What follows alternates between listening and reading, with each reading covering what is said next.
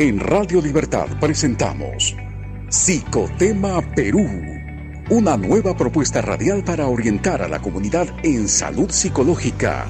Un nuevo reto de orientar a las familias a vivir mejor. Psicotema, un programa producido por el Consejo Directivo Regional 1 Lima y Callao.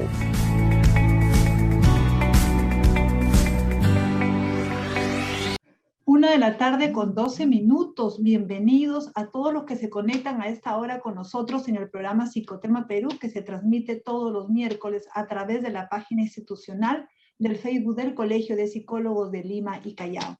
Gracias por estar con nosotros hoy miércoles 8 de septiembre, hoy con un programa muy interesante de coyuntura, de actualidad, debido a la crisis que seguimos viviendo todos los peruanos. Hoy tenemos a dos especialistas a quien agradezco estar con nosotros aquí en el programa Psicotema Perú. Está con nosotros el doctor Segundo Chiró, que es psicólogo clínico del Hospital Nacional del Niño. ¿Cómo está, doctor? Buenas tardes. Bien, Jenny, gracias. Buenas tardes a toda la audiencia y acá para iniciar un programa que tiene un tema bastante interesante por la misma situación que estamos viviendo y que se trata de la resiliencia en época de crisis.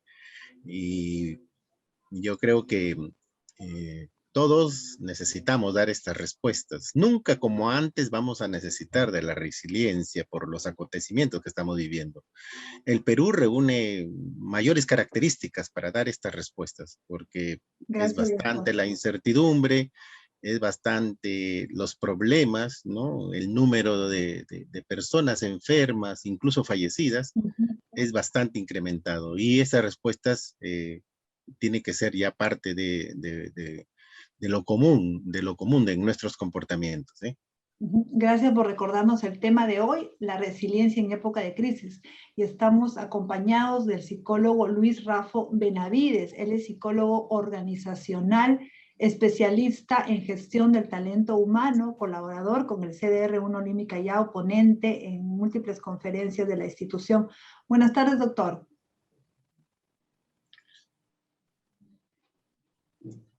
¿Me escucha, doctor Raffo?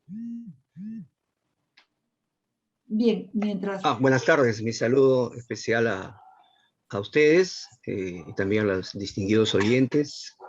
Y desde ya pues tocando un tema tan importante y actual como es la resiliencia como fortaleza y talento ya hoy en día desde la perspectiva organizacional, ¿no? Bien, doctor. Sí, estamos en simultáneo transmitiendo para Radio Libertad en los 820 de la AM. Siempre agradecemos a nuestros seguidores, los oyentes de Radio Libertad. Y bien, para iniciar, doctor Segundo Chiró, que podríamos definir para que también nuestros oyentes sepan lo que estamos hablando, la resiliencia y cómo ésta se tiene que adaptar o cómo se aplica en una crisis como la que estamos viviendo, ya sea una crisis en el aspecto de la pandemia, el aspecto de la salud, el aspecto económico en el que nos encontramos, y bueno, también lo que es cierta incertidumbre, ¿no? En lo que es el aspecto político.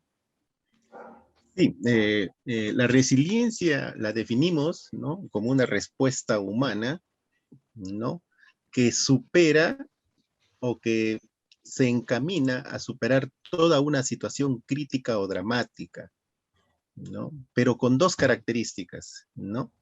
Tiene que ser, ¿no?, eventos bastante fuertes, eventos muy dramáticos, ¿no?, y que vengan en serie, no solamente nos basta uno o dos, sino varios eventos dramáticos, ¿no?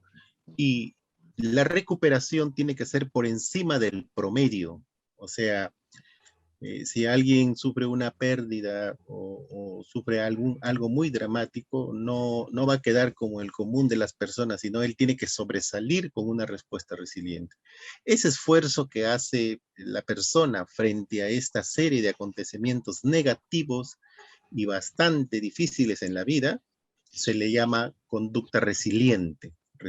No es común que las personas reúnan tanto esfuerzo y poder sobresalir, no es común. Pero el peruano, y más en estos últimos meses, ¿no?, nos está demostrando eso. Es bastante es bastante dramático algunas vivencias muy particulares que ha tenido nuestro pueblo, ¿no? La enfermedad, la muerte, la pérdida de trabajo, ¿no? El sentirse completamente desamparado y rehacer esa vida y sobresalir sobre todo ese drama, sí que son ejemplos de resiliencia. ¿Qué te parece, Luis, si nos comentas tú al respecto del tema? Sí, cómo no, complementando lo que usted señala, claramente estamos hablando pues de una, para muchos ya una mega capacidad que tiene que aparecer y florecer, como dice Seligman, en situaciones altamente demandantes, estresantes. De alguna manera es vivir sanamente en un medio insano, haciendo uso de una serie de capacidades y recursos. Y este término resiliencia, pues si bien proviene de la ingeniería, ¿no? Como derivado de esos materiales que tienen esa capacidad para elásticamente y flexiblemente resistir ante situaciones, vamos a decir, de demanda de energía, en el campo psicológico ya se refiere a capacidades, a fortalezas de sobreponerse, como usted bien señalado, a condiciones demasiado exigentes, como pueden ser pérdidas, situaciones que han generado dolor psicológico, situaciones altamente demandantes y estresantes, pero con una característica fundamental que expresa una aptitud, yo diría un conjunto de aptitudes y actitudes que le van a permitir a la persona dos cosas que usted ha señalado también, ¿no? Continuar con su vida aprendiendo, pero también poder tomar conciencia y afrontar esas experiencias o situaciones adversas y sobreponerse, de alguna manera no solo haciendo gala de sus recursos o capacidades, sino también descubriendo nuevas aptitudes, nuevas competencias y algo muy importante, la capacidad de reconstruir eso que ha vivido como parte importante de su experiencia psicológica. Por eso se dice pues que la resiliencia es ya hoy en día algo que no solo se aprende, sino que nos da a entender cómo el ser de la persona, el observador de la persona, ¿no? Esa parte esencial de la personalidad le va a permitir valorar esta situación adversa y aprender o reaprender para afrontar nuevos cambios o nuevas situaciones. Entonces estamos hablando pues que la resiliencia es un conjunto de habilidades que nos permiten enfrentar los embates de la vida, pero con un sentido de invulnerabilidad, ya de aprendizaje, de poder afrontar retos y lo más importante, de poder valorar la experiencia y en su memoria cognitiva, en su memoria emocional y en general en la que es la experiencia vital de la persona, utilizar esa experiencia para afrontar situaciones futuras y evidentemente con el uso de esos recursos, ¿no? Gracias, doctor Rafa. Doctor Segundo, la resiliencia es algo que nace con nosotros y que también lo aprendemos. Y en ese caso, si lo aprendemos, ¿qué recursos necesitamos las personas para poder justamente poner en práctica esa resiliencia ante las situaciones adversas que tengamos en nuestras vidas? Yo me acerco a creer de que la conducta resiliente es excepcionalmente escasa, es muy limitada en nuestra población. Nosotros estamos acostumbrados a responder ante las situaciones inmediatas, ante las situaciones sociales inmediatas, y cuando uno se quiebra, cuando uno tiene alguna situación muy particular que dramatiza su vida, pues busca el auxilio de la familia, busca el auxilio de los especialistas, se llega donde el psicólogo y soluciona sus problemas, ¿no? Porque la conducta resiliente es ajeno a esto. La conducta resiliente es que la persona estando expuesta a situaciones seriadas de drama, de pérdida, a partir de esa situación sale de esa situación y sobrepasa la línea de lo que comúnmente puede hacerlo cualquier otro. Entonces, yo diría de que no es parte de un aprendizaje. De repente la actitud, ¿no? La destreza que ganamos en la vida nos hace fuertes para responder, pero nadie está preparado para una serie de eventos netamente negativos, nadie. Sí podemos tener eventualmente situaciones negativas, eventualmente y separadas, pero donde se hace efectivo la resiliencia es que reunidas todas estas situaciones dramáticas, la persona sale. Por eso es que se toma teóricamente de la física, se toma esto como que si fuese un objeto que sufre presión, pero se recompone en el momento, pero es en un determinado periodo de vida. Por ejemplo, nosotros sí estamos preparados para perder el trabajo, pero eso como única experiencia, o sí estamos preparados para separarnos de un ser querido, pero eso como única experiencia. Pero cuando se reúnen estos eventos, cuando se reúnen y nos golpean, pero en serie, ¿no? Más de 3 eventos completamente negativos, y la persona sale de esto, allí se habla de resiliencia. Por eso yo, cuando yo reviso algunos trabajos y se invita incluso a aprender resiliencia, yo como que lo dudo un poco, ¿no? La resiliencia no se aprende porque no estamos expuestos a sufrir esto en serie. Las situaciones negativas en serie no estamos expuestos, todos por lo menos.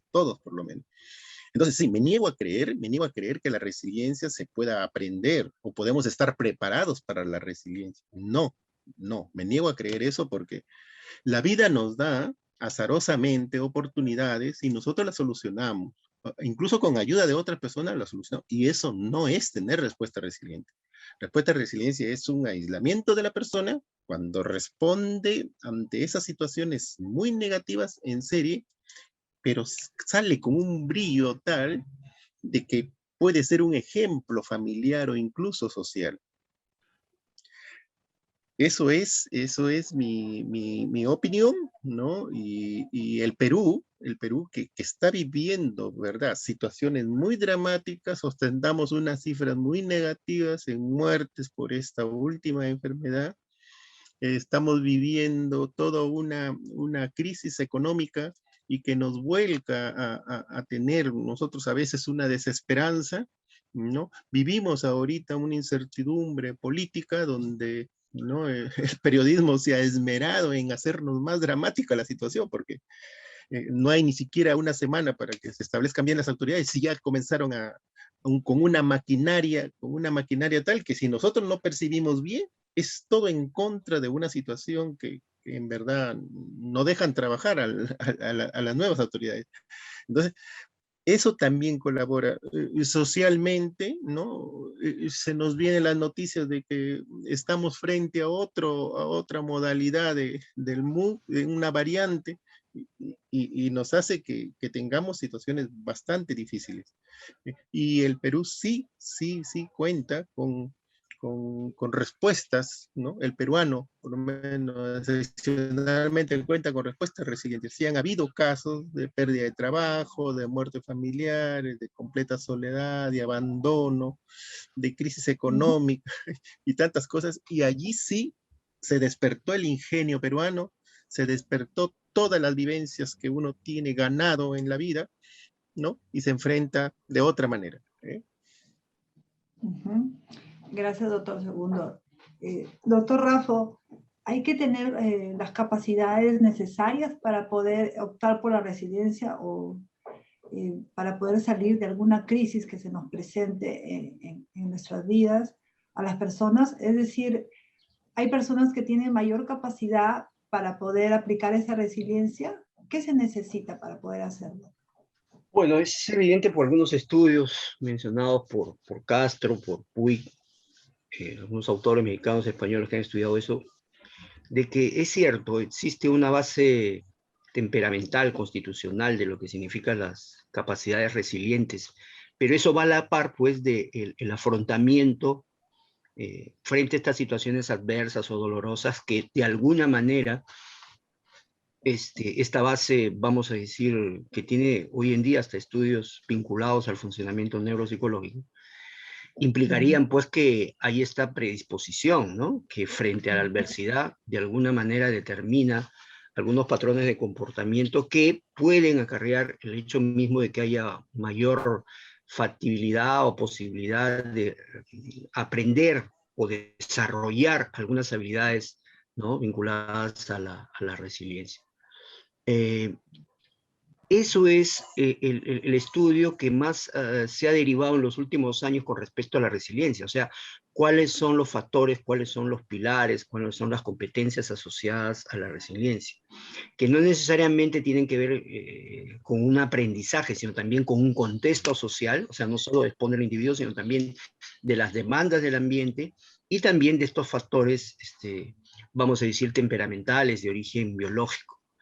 Pero evidentemente hay esta situación, los estudios de Cobasa que hablaban de la robustez, porque así fue el primer término que se le daba a la resiliencia, señalaba pues que esta predisposición llevaba a muchos niños, adolescentes y adultos a tener ciertas respuestas que la investigación última ha señalado como ciertas competencias que, si bien es cierto son susceptibles de aprendizaje, no dejan de tener una base biológica, porque estas capacidades que voy a mencionar y que en la mayoría de los casos tienen que ver con lo que hoy día se conoce como competencias, habilidades, capacidades, han sido encontradas en diversos estudios, en diversos grupos que han enfrentado, como dijo el doctor, esta continuidad, vamos a decir entre comillas, esta avalancha de sucesos estresores, esta cadena de situaciones que, por ejemplo, vemos hoy día y hemos estado viendo en la pandemia, ¿no? Como mucha gente se ha tenido que rehacer psicológicamente, ¿no? Y ha tenido que responder a situaciones que nunca había vivido. Y lo más importante es que la persona toma conciencia de esa situación, o sea, hay elementos que ayudan a partir de esa disposición a reconocer esas habilidades y a utilizarlas, emplearlas en situaciones futuras. Una de las personas que primero habló de esto fue una autora que señaló algunos elementos importantes, dos autores, Walling y Walling, ¿no? Que hablaba pues de algunas características de las personas resilientes que se han encontrado en diversos estudios, no solo a nivel de resiliencia personal, sino también de resiliencia, porque hay que encontrar algo importante, decir lo importante, la resiliencia se inició más en todo lo que implica el ámbito comunitario, el ámbito social, ¿ya? En muchos países, por ejemplo, en nuestro medio, uno de los primeros estudios sobre resiliencia fue la resiliencia en el Ande, ¿no? Que tiene y señala ciertos niveles de competencias que creo que sería importante mencionar.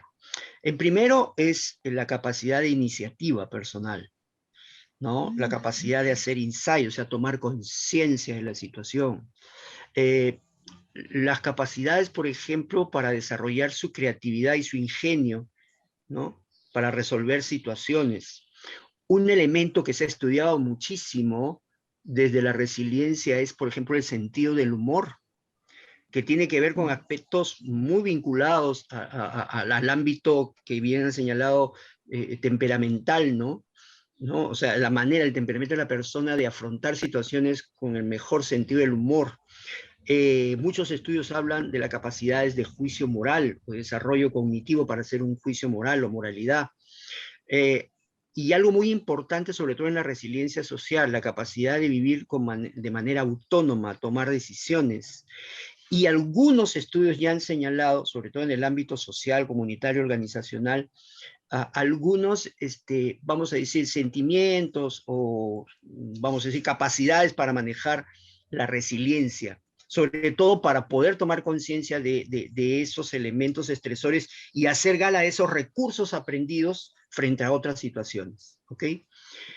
Por ejemplo, la capacidad de hacer insight que he señalado, el sentimiento de pertenencia, mucha gente que tiene sentimiento de pertenencia a nivel social, familiar y comunitario, puede mantener niveles de resiliencia adecuados o altos, la capacidad de desarrollar su autoestima, o sea, mejorar su autoestima, y evidentemente, sobre todo en este mundo actual tan buca, como le llaman, tan incierto, algunos elementos que ya tienen que ver ya con factores cognitivos, aparte de la creatividad, el pensamiento crítico y algunos elementos vinculados a lo que los psicólogos hoy día llamamos la psicología positiva, ¿no? El optimismo, la capacidad de agradecer y ser agradecido o recibir eso, y últimamente ya cuando una persona tiene una experiencia resiliente, empieza a desarrollar ciertas capacidades, como por ejemplo las relaciones interpersonales, la responsabilidad social. Entonces, para sintetizar, hay una base biológica, temperamental en este concepto de robustez, pero cuando la persona empieza a saber manejar, a aprender a manejar esas avalanchas de situaciones críticas, demandantes, dolorosas, la persona empieza a generar resiliencia. Y lo más importante, o a expresar resiliencia, que las personas resilientes, así como los líderes, modelan en su comportamiento la resiliencia. Entonces, una persona resiliente genera, de alguna manera, un contexto social, un clima resiliente en el trabajo, en la comunidad, en la familia. Entonces, ya esos elementos tienen que ver, como decía Bandura, con modelos sociales, con comportamiento, con aprendizaje. Entonces, las personas verdaderamente resilientes, que han vivido situaciones resilientes, entre comillas, enseñan resiliencia, o sea, muestran resiliencia, y son un factor clave para lo que es la salud y el bienestar social y comunitario, ¿no? Aparte del nivel individual, ¿no? Mira, Luis nos ilustra muy claramente, ¿no? La base que puede tener este comportamiento resiliente. Y nos menciona, ¿no? Los criterios de insight, los criterios de moral, y es básico justamente en lo que es la formación de las personas. Yo investigué resiliencia con muestras en adolescentes en todos los departamentos del Perú hace más aproximadamente unos 12 años. Todo el Perú con sus muestras en todos los departamentos, me dieron unas respuestas básicas de lo que es el comportamiento de resiliencia. Quise asociarlo a la salud reproductiva, ¿no? Y donde muestras que se presenta excepcionalmente, ¿no? Y yo le doy un gran valor a lo que en ese entonces yo identifiqué como una resolución personal. Cuando el adolescente se enfrenta a situaciones bastante dramáticas, ¿no? Y generalmente de pérdida, de abandono, de incomprensión, de injusticia a veces social por su pobreza en los diferentes ámbitos del Perú, ¿no? Al demostrar esa resolución personal de sobreponerse sobre sus pérdidas y sus dramas, y yo creo que ahí estaba demostrando resiliencia, pero encontré también que se presentaba excepcionalmente. Por eso Luis nos recuerda y dice, tan igual como encontrar a un líder, ¿no? Y los líderes son excepcionales, ¿no? Sí. Se tiene una vivencia resiliente, exactamente así, como un atleta que supera las vallas, valla tras valla, y así queda en primer lugar. Exactamente es la conducta resiliente. O sea, no lo podemos encontrar en una masa, en una población, en un estrato. No lo podemos encontrar. Por lo menos yo me acerco a afirmar esto. El comportamiento resiliente es excepcionalmente presente en determinadas personas, exactamente como encontrar a un líder. Ok, sí. Doctor Rafa, quiere decir con lo que nos dice, bueno, el doctor Segundo, que ha explicado detalladamente, nos ha definido lo que es resiliencia, también ha visto el estudio de los adolescentes.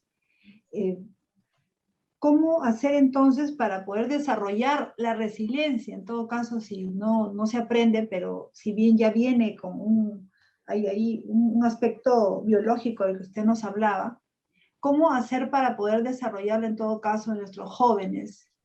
En las situaciones que ha mencionado el doctor Segundo también, ¿no? Claro, ahí un poco yo, me apego a las investigaciones hechas por Grotberg, ¿no? Henderson Grotberg fue una autora ya fallecida que le interesó ese aspecto, sobre todo en jóvenes. Una de las cosas que yo he comprobado, sobre todo en jóvenes universitarios, es que hay que desarrollar 4 aspectos bien esenciales para reforzar esa resiliencia que probablemente tiene una base temperamental, ¿no? Pero que en situaciones, por ejemplo, de la crisis de identidad adolescente, de la crisis, un poco hablando del gran Erickson, ¿no? La crisis de intimidad y sobre todo la crisis de generatividad que todos vivimos desde la adolescencia hasta la adultez, son importantes algunas cosas que decía Grotberg. Y esto se tiene que estimular desde el punto de vista de la concepción o la autoconciencia, perdón, y el autoconocimiento personal. Creo que un elemento importante para propiciar esto es que la persona, por ejemplo, estimule cognitivamente el yo soy. O sea, el yo soy, el ser, la personalidad. Estimular mucho, no solo la autoestima, sino el autoconcepto, la autoeficacia, la autoevaluación, que muchas veces vemos que carecen hasta muchos adultos, esa capacidad de darse cuenta, de reflexionar y que le permita, por ejemplo, ser más autoeficaz. Es el yo soy, ¿no? Pero también es importante el yo estoy, o sea, esa conciencia del presente, o sea, vivir el presente, no vivir muchas veces del pasado solamente, de lo negativo, sino de ese el yo estoy, o sea, yo estoy enfrentando esta situación, ¿no? O sea, mirar su realidad, porque vemos mucha gente que, o muchos adolescentes que están demasiado anclados en el futuro, y no toman conciencia de sus responsabilidades actuales, no se centran en el presente, o a veces, lamentablemente, con algunos conflictos emocionales, viviendo el pasado, ¿no? Anclados ahí en el pasado, en el pasado. Entonces creo que es muy importante esto del yo soy, o sea, el nivel de autoestima, y el yo estoy, o sea, la presencia, la capacidad que tienen las personas. Goldberg hablaba también del famoso yo tengo, que es un elemento que tiene que ver con lo señalado por el doctor Segundo Cherokee, ¿no?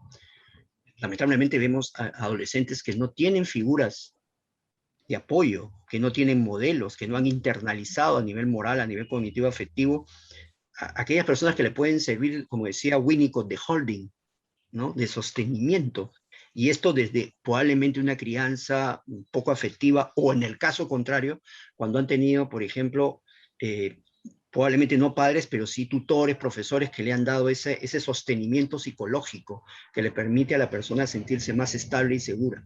Entonces es muy importante el yo tengo, o sea, yo tengo figuras de autoridad positiva, yo tengo amigos, yo tengo personas alrededor que creen en mí. Entonces esto es un elemento que tiene que ver mucho con la funcionalidad familiar y también con el ambiente, ¿no? Social, o sea, el tener modelos, que creo que es importante, o sea, que en la familia hay un modelo resiliente es muy importante para favorecer la resiliencia, sobre todo en estas etapas de crisis que hemos visto. O sea, hemos visto a adolescentes y jóvenes que se han reencontrado con sus padres porque han visto una realidad distinta que la anterior situación no crítica no les mostraba, ¿no? Tanto en términos positivos como en negativos.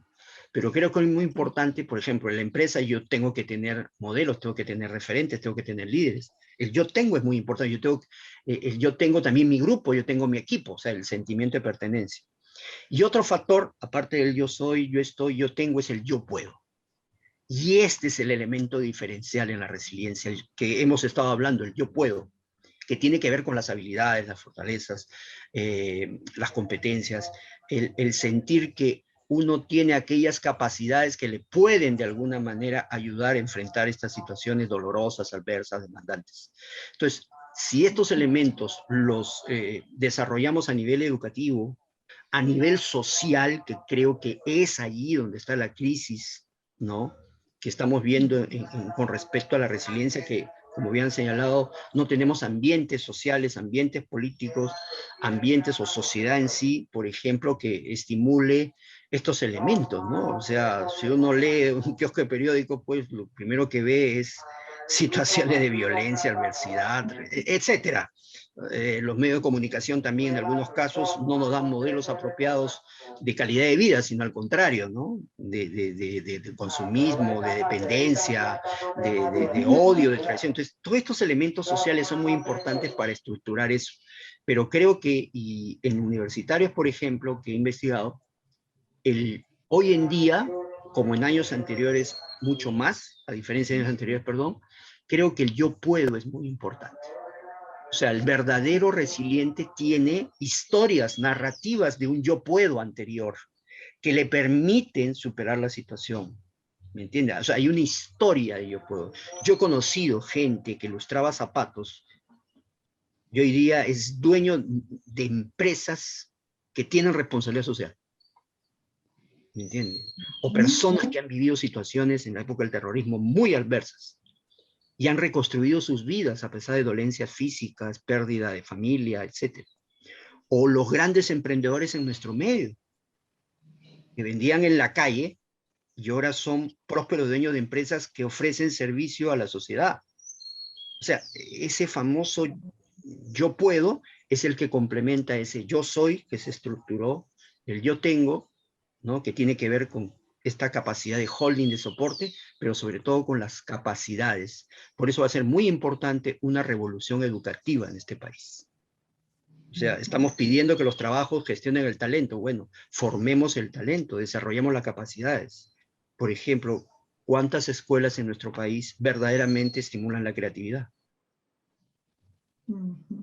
Y para hoy día superar el mundo incierto que vamos a vivir, que ya estamos viviendo, necesitamos enfrentar lo volátil, ¿no?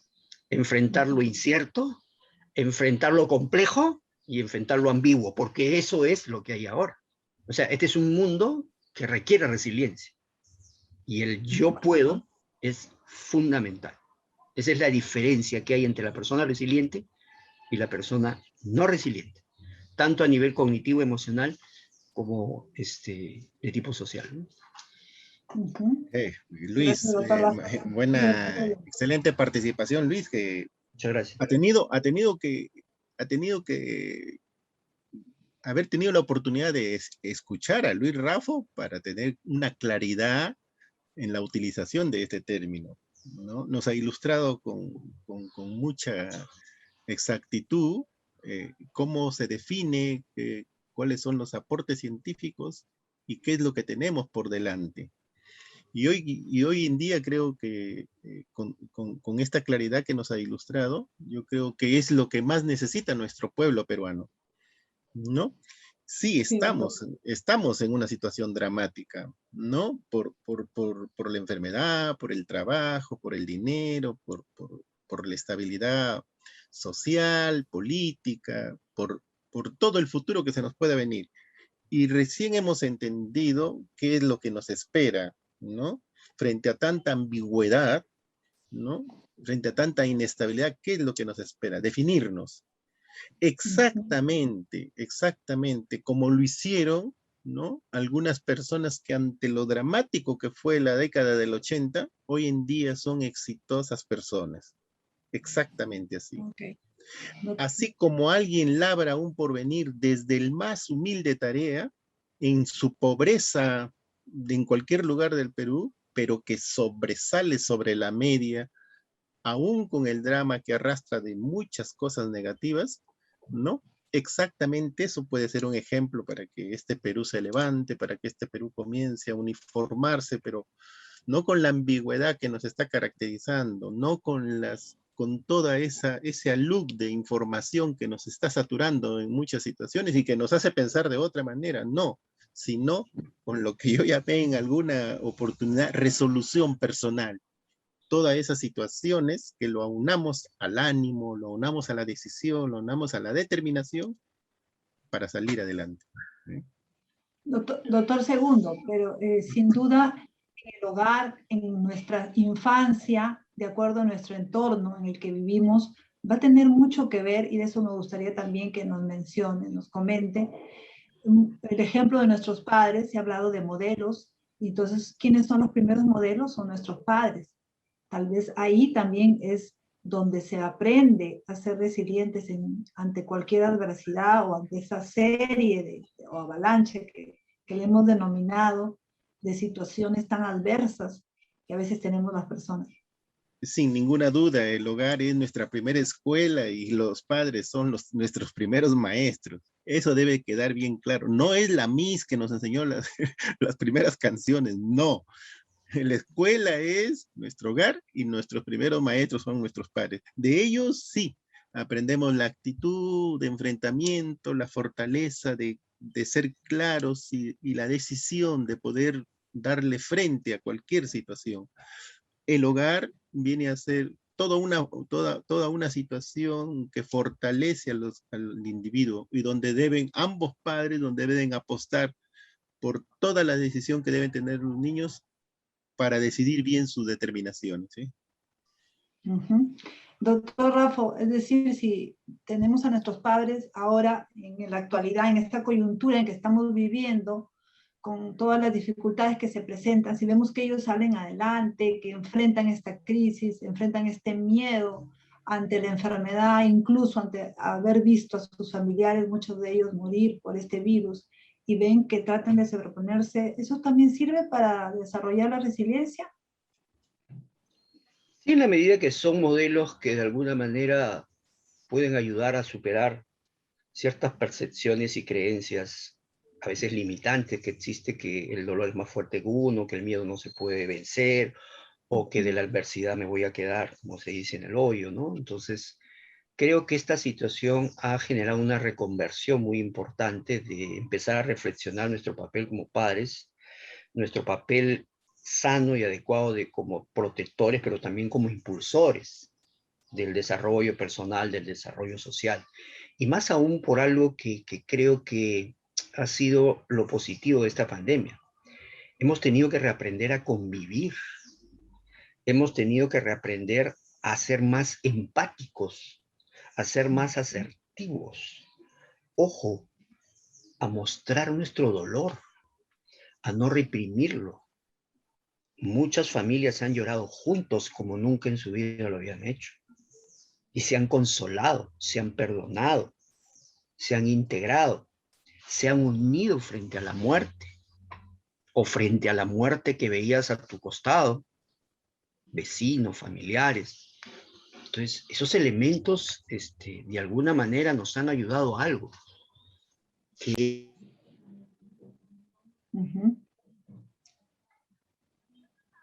Su audio, doctor. Que tenemos que enfrentar el duelo, que no podemos quedarnos en el enojo, en la negación o en la depresión, sino tenemos que generar como modelos la aceptación, la apertura, ¿no? Y algo muy importante, que podemos salir adelante, porque creo que en la historia de muchos niños y jóvenes que han vivido hoy día la pandemia, va a quedar eso: yo vencí, mi familia venció, superamos, enfrentamos. Y ojo, no solo la parte de salud, sino esta situación social que ha generado la pandemia. La pandemia ha generado todo un rompimiento de esquemas, de hábitos y también de ciertas, vamos a decir, ventajas o situaciones económicas que hasta el 2018 iban preponderantes, y mira lo que ha venido, ¿no? Ya, mucha gente se está reconociendo y se ha dado cuenta de que habían patrones, actitudes y comportamientos que no eran apropiados, y que eso no le estaba ayudando a enfrentar situaciones, sea de pareja, sea laboral, sea de trabajo, en términos concretos, sea de emprendimientos. ¿Cuántas personas se han reinventado, ¿no? Y ese reinvento es prácticamente la prueba, ¿no?, de que la resiliencia puede iniciarse allí. Ahora lo que falta es cómo enfrentar estas situaciones de avalancha que pueden venir, y cómo estar preparado y cómo aprender. Pero lo más importante, creo yo, que, por ejemplo, yo no he escuchado en los años anteriores, y esto creo que es una ventaja para los psicólogos, todo el mundo habla de resiliencia. Todo el mundo está hablando de resiliencia. ¿Qué es resiliencia? ¿Qué es resiliencia? Hoy día, a nivel laboral, te piden: seleccióname gente resiliente.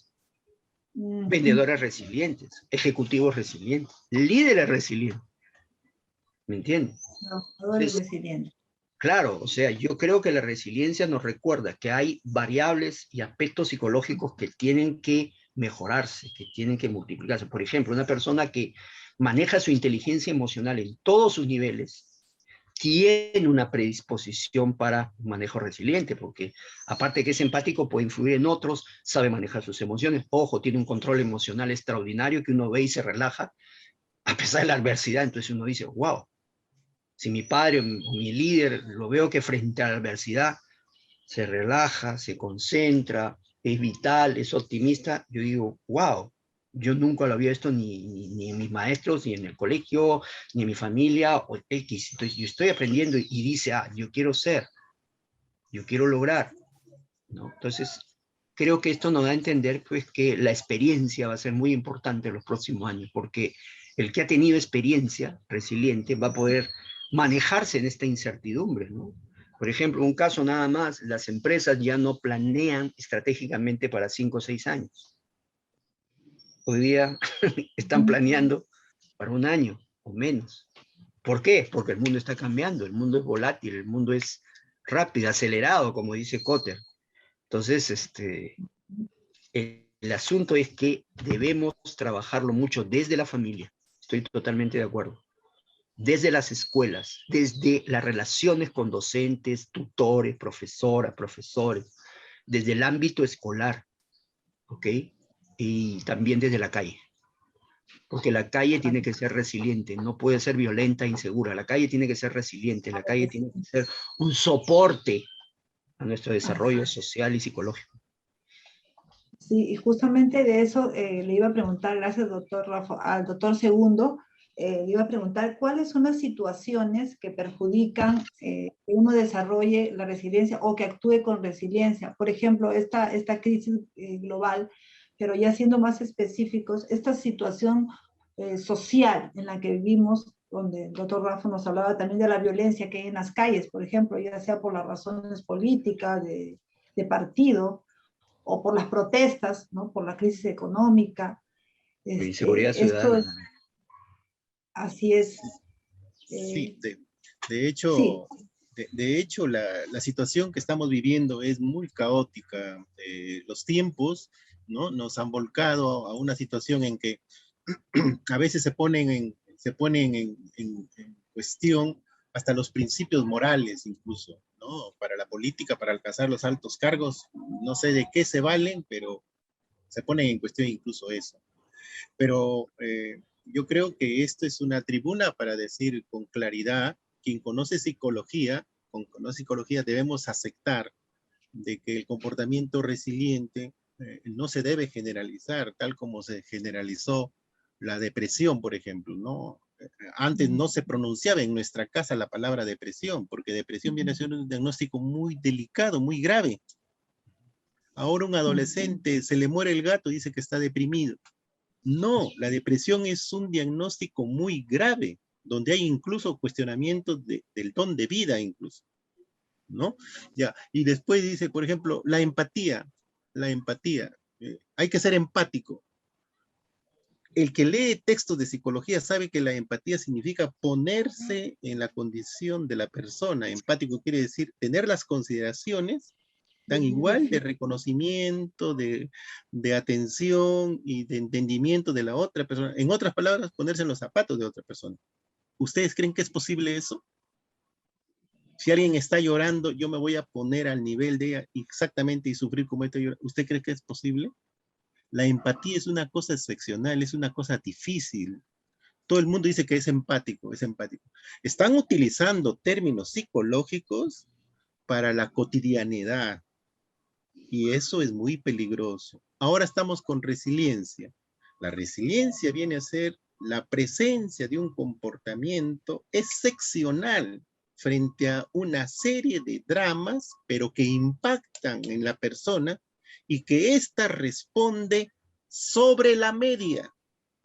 O sea, no responde común y corriente, sino sobre la media, sobresaliendo las respuestas que le puedan dar sus recursos. Eso es resiliencia.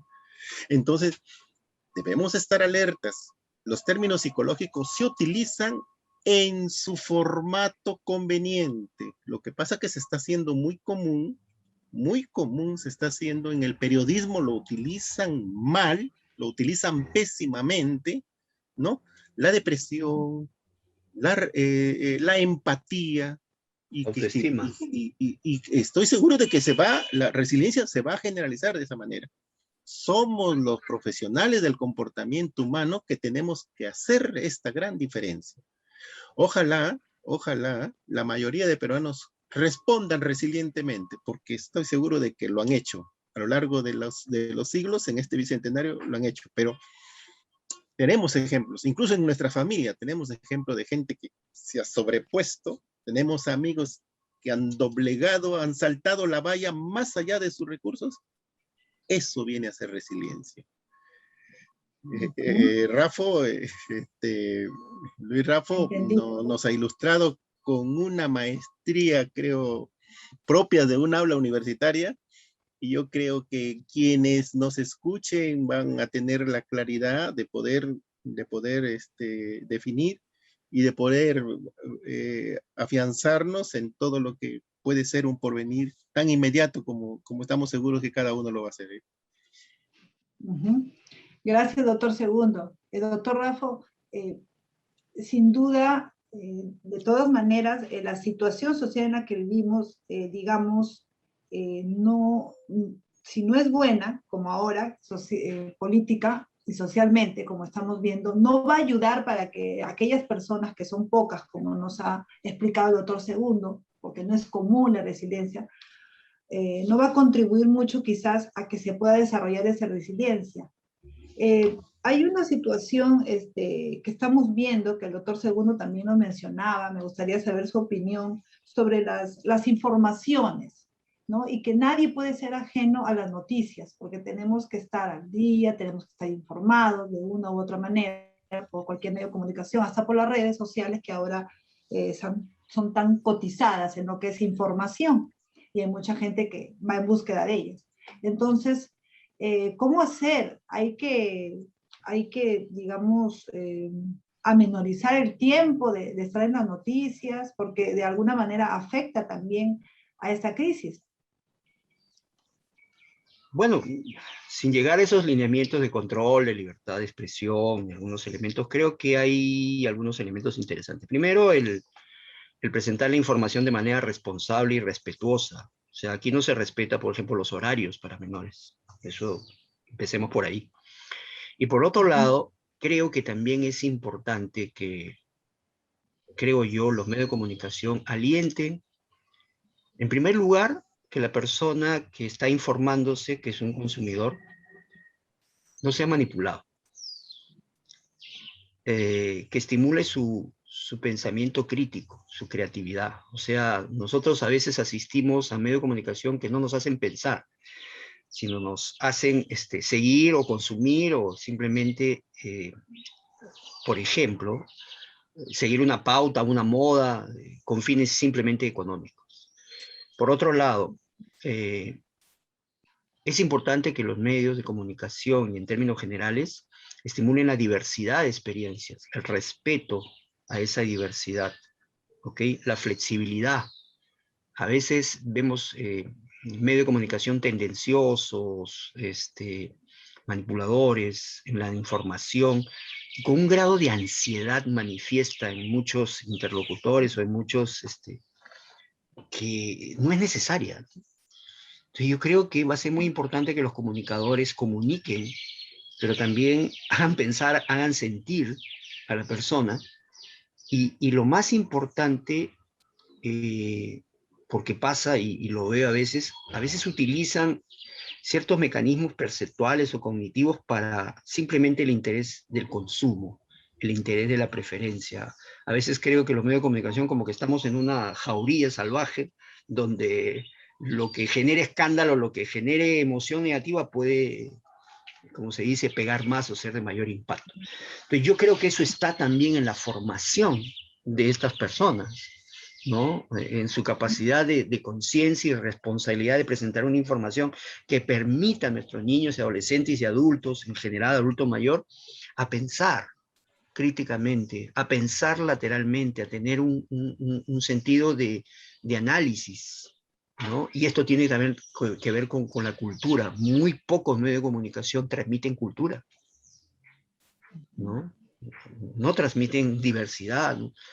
Conocimiento, exploración, descubrimiento. Entonces, yo creo que es el contenido y la calidad del manejo de la información, del manejo de programas, etcétera, porque ayudar a que la persona tome conciencia a nivel cognitivo, a nivel emocional, contribuye no a promover, digamos, una resiliencia inmediata, porque no es así, y estoy totalmente de acuerdo. Yo he escuchado, discúlpeme, yo he escuchado a gente de muchas especialidades y sectores hablar de resiliencia como, bien lo dice, como si fuese la depresión, ¿no? Y la resiliencia es algo serio, la resiliencia es algo más profundo, la resiliencia es una situación que remite a aspectos extraordinarios, O sea, historias extraordinarias son las que hay detrás de personas resilientes, que deben ser ejemplo, que deben ser modelados para que las personas de alguna manera lo vean, porque la resiliencia genera entusiasmo, genera optimismo, genera fe, genera, vamos a decir, admiración, ¿no? O sea, ver una persona resiliente en testimonios o en aspecto de su vida genera un impacto emocional y cognitivo que dice, bueno, voy a tratar de afrontar las cosas con este ejemplo, y eso expande conciencia, expande responsabilidad, nos permite de alguna manera no solo tener una autoestima sólida, sino también un sentido de la vida distinto, que creo que es lo que debemos empezar a trabajar en nuestra educación, que las personas no solo se preocupen de cómo lo hago, sino para qué lo hago, el para qué, el propósito, para que de alguna forma le demos sentido a nuestras experiencias, ¿no? El para qué está sucediendo esto, el para qué yo estoy logrando eso. Y, ojo, hagamos que ese sentido proyectivo del para qué permita a las personas ver la vida desde diferentes perspectivas. Y eso es lo que tiene una persona resiliente extraordinaria. Ve la vida desde nuevas perspectivas, desde posibilidades, por su experiencia, porque él lo vivió, porque él lo afrontó. Y creo que eso es un aprendizaje primordial. Y creo yo que en esta sociedad caótica que vivimos, este elemento requiere un poco de equilibrio, que creo que los medios de comunicación pueden contribuir. Yo, lamentablemente, yo no veo noticieros porque estrés. Y es una competencia de quién genera más estrés para el consumismo. Parece en un kiosco periódico. O sea, lo que ve ahí es un concurso de emociones y sensaciones negativas. Entonces, y la gente a veces compra eso, pero ¿y dónde está el sentido crítico? ¿Dónde está la evaluación? ¿Dónde está el manejo vamos a decir, de percepciones adecuadas que me permitan de alguna manera, yo creo, tener una sociedad más preparada a construir su sanidad psicológica? ¿Me entiendes? Preparada a enfrentar situaciones que vemos en este mundo que van a ser muy cambiante. Sí, doctor Segundo, ya para ir concluyendo, ¿qué recomendaciones nos podría dar, si cabe el término, para poder ser personas resilientes? Porque nadie está libre de poder pasar una secuencia de episodios que van a alterar nuestra vida, quizás hasta llevarnos hasta que nos deprimamos mucho, hasta quizás no saber cómo salir de ello. Entonces, ¿se pueden dar algunas pautas para eso? Sí, yo creo de que cuando uno es parte de un hogar, ¿no? Y donde se encamina hacia logros bien definidos y le pone el optimismo y le pone la fortaleza de ser bueno o de ser muy bueno, porque eso es nuestra voluntad, o de ser excepcional, porque también es nuestra voluntad, ¿no? Yo creo que eso debe ser un inicio, un marcador de lo que puede ser ante cualquier evento que se nos presente, pues darle la cara.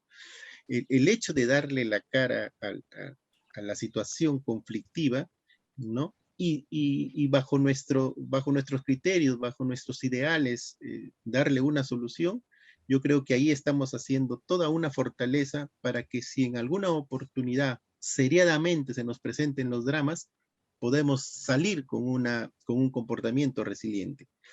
Yo me alineo totalmente con lo que piensa nuestro amigo Luis Raffo con relación a los medios de difusión, ¿no? A la televisión, a la radio, y donde en verdad encontramos situaciones bastante difíciles y críticas, sobre todo en una profesión que puede encarnar, yo creo, la transparencia de desarrollo, que es el periodismo, ¿no?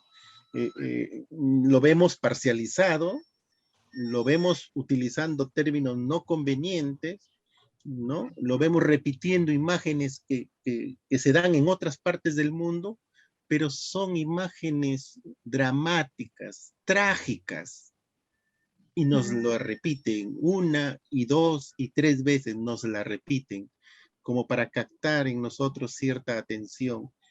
En la radio vemos términos soeces que por hacer el chiste o por hacer la parodia se llega a toda una falta de respeto a la audiencia. No hay quien corrija eso. Por eso yo me alineo con nuestro amigo Luis Raffo de que tiene también una visión clara de que en verdad los medios de comunicación adolecen de lo que puede ser, ¿no? Lo que es un profesionalismo, ¿no? Algunos reporteros en la calle, ¿no? Hacen una pregunta y los comentarios en estudios son, pero pésimo sería poco. Pésimo sería poco. Los comentarios en estudio, Dios, eso es la televisión, esos son los medios de comunicación que tenemos ahora. Y ojalá algún día haya una reforma total para respetar horarios, para respetar principios, para hacer que la moral, por lo menos, ¿no? La sintamos todos los que compartimos una sociedad. Agradecemos nuevamente a nuestro amigo Luis Raffo Benavides que tan claramente nos ha ilustrado con un tema. Te reconocemos, Luis, el gran aporte que significa para quienes nos escuchan, ¿no? Y yo creo que va a ser motivo de otro encuentro para analizar todo esto, lo que puede ser nuestra realidad, sobre todo en la comunicación que hoy en día adolece grandemente de toda una pasta profesional, ¿eh? Muchas gracias. Sí, doctor, unos minutitos para que usted pueda despedirse y hablarme sobre de los aportes, de tantos aportes que hemos podido tener en este diálogo. Usted habló de que a veces los jóvenes se detienen en pensar en el futuro y a veces también mucho en el pasado y no se vive el presente. Creo que si algo aprendimos de tantas cosas que hemos aprendido en la pandemia es al no postergar, ¿no? Bueno, eso es lo que yo considero, ya no dejar para después. Entonces, basados en eso, ¿qué nos podría recomendar para poder salir, ayudarnos a poder salir de esta crisis en la que estamos, ¿no? Yo creo que de manera resiliente, y si me dedicara a dar un mensaje a los jóvenes, es que entiendan que el afrontamiento psicológico es uno de los aspectos más importantes que deben cultivar, el ser más conscientes y más responsables de su realidad, el no tener miedo a expresarse, ¿ok? En cuanto a lo que es ayuda, en cuanto a sus sentimientos, ¿me entienden? No reprimirse mucho o demasiado, sino también ser auténticos con uno mismo, tomar conciencia de sus fortalezas, no tener miedo a equivocarse. Hay mucha gente, muchos jóvenes que yo estoy viendo que tienen el temor, la vergüenza de equivocarse. Aprender es equivocarse, pero valorar la experiencia, afrontar la experiencia, hacer vida sana, equilibrar sus relaciones afectivas o sociales, estimular su creatividad, como dijo el doctor, enfocarse a la acción, ¿no? A la resolución, no a la dependencia, y no de llenarse de creencias limitantes, sino esa creencia cuestionarla en la acción. Y lo más importante es que creo que todos debemos ser modelos de calidad de vida, de afrontamiento, sobre todo en esta época tan difícil, y evidentemente tener ese pensamiento reflexivo y crítico, ¿no? Que pueda analizar por qué suceden las cosas, para qué suceden las cosas, cuestionar, tener adecuado equilibrio, saber comunicarse, no caer en expresiones inadecuadas que generan a veces conflicto, rechazo, o como dice hasta Mateas, relaciones tóxicas, ¿no? De todo nivel, sino tratar de ser una persona con apertura, ser una persona que muestre sus capacidades sociales. Y eso obviamente viene de casa y viene de las escuelas también en cuanto a su desarrollo psicológico de habilidades, pero creo que hay que darle oportunidad a los jóvenes también a que puedan autónomamente crear aquellas formas o estilos de vida que le permitan ser un adulto generativo y sobre todo reconocerse, valorarse, quererse. Creo que eso va a ayudar muchísimo a que, bueno, si la persona tiene que enfrentar adversidades y mostrar ese lado resiliente que estoy totalmente seguro es extraordinario, pues lo puede enseñar como ejemplo a otras personas para que tomen ese modelo y también puedan, observando, querer mejorar, querer ser distintos. Yo creo que es muy importante que empezamos a reconstruir esta sociedad que es tan, pero a veces tan enferma de algunos elementos. Gracias, doctor Luis Raffo Benavides, él es psicólogo organizacional.